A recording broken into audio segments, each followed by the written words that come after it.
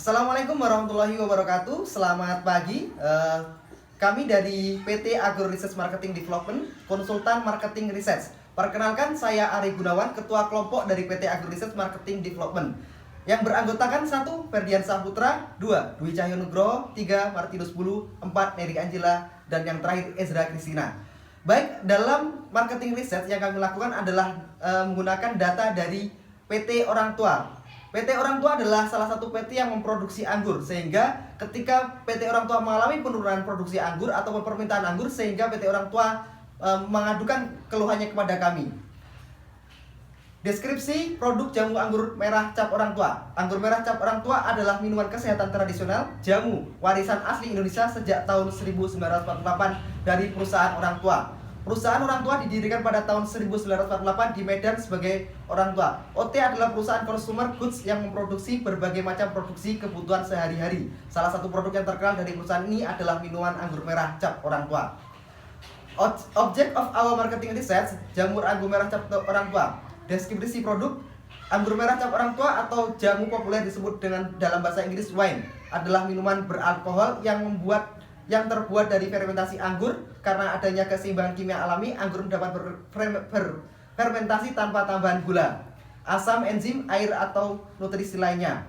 Jadi harga anggur merah cap Orang Tua pada umumnya dijual pada kisaran harga 60.000 sampai 70.000. Kemudian aturan minumnya sebaiknya diminum 3 kali sehari, 1 sampai 2 seloki habis makan. Oke, baiklah, di sini saya Ferdian Saputra akan melanjutkan presentasi dari ketua kami, yaitu Ari Gunawan, yang telah menjelaskan tentang deskripsi produk anggur merah. Jadi, mengapa anggur merah menyuruh kami untuk melakukan riset marketing? Yang pertama ada problems, yaitu yang pertama anggur merah cap Orang Tua mengalami kemunduran penjualan seiring dengan semakin berkurangnya outlet jamu seduh.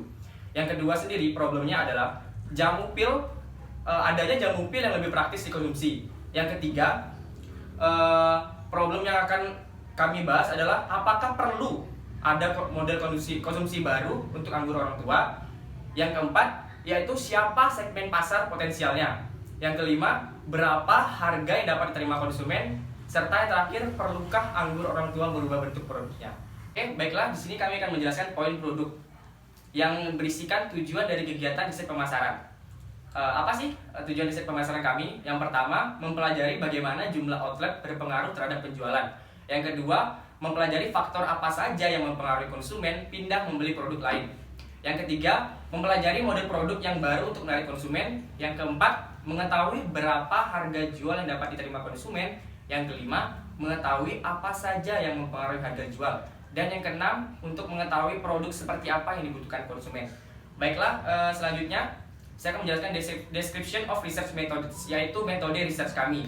Yang pertama, metode research kami adalah survey research, yaitu dalam mendapatkan data, kami melakukan survei secara online. Yang kedua, metode kami adalah descriptive research, yaitu dalam menggunakan metode ini, kami menggambarkan dan menjelaskan data yang didapatkan dari internal perusahaan. Dan yang terakhir, peran yang penting yaitu media sosial. Media yang digunakan dalam melakukan survei adalah Google Form. Selanjutnya disebar menggunakan media sosial seperti Instagram, WhatsApp, dan email. Oke, baiklah, segitu saja. Terima kasih. Perkenalkan, nama saya Ezra Kristina. Di sini saya akan membacakan tentang timeline research marketing. Dilaksanakan tanggal 17 Juni 2020, yaitu tentang pembentukan tim research marketing. Yang kedua, tanggal 21 Juni 2020 tentang penyampaian permasalahan oleh klien. Selanjutnya tanggal 23 Juni 2020 yaitu penentuan tujuan, metode riset, sumber data, dan lain-lain. Selanjutnya tanggal 27 Juli sampai 15 Juli sampai 27 Juli 2020 adanya pelaksanaan penelitian. Selanjutnya tanggal 17 Juli 2020 melakukan laporan riset pemasaran jamu anggur merah. Selanjutnya limitation of study. Yang digunakan yaitu waktu. Kegiatan riset ini melakukan waktu yang terbatas. Adanya responden responden tidak sesuai. Jumlah responden yang mengikuti survei masih sedikit. Yang berikutnya timeline research. Jangka waktu pengumpulan data sangat terbatas sehingga jumlah sampel tidak mencukupi. Selanjutnya ada profil responden. Yang pertama itu ada usia. Usia dari responden itu mulai dari 21 tahun. Selanjutnya pekerjaan. Pekerjaan yang dijalankan ada pekerjaan berat atau lapangan. Domisili, target domisili responden kita adalah masyarakat yang tinggal di kota. Jenis kelamin responden yang mengisi survei adalah laki-laki. Yang berikutnya pendidikan, kebanyakan dari perguruan tinggi. Perkenalkan, nama saya Neri Angela. Di sini saya akan menjelaskan hasil riset marketing kami. Baik, yang pertama di sini ada usia responden. Dari survei yang dilakukan didapatkan hasil seperti pada gambar di samping ini, di mana usia paling banyak mengisi survei yaitu 20 tahun. Yang ketiga ada keberadaan outlet. 51,2% responden berpendapat tidak kesulitan dalam menemukan outlet penjualan jamu anggur merah cap orang tua, sedangkan 48,8% lainnya berpendapat kesulitan. Terima kasih.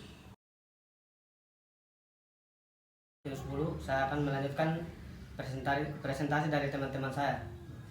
Variasi produk.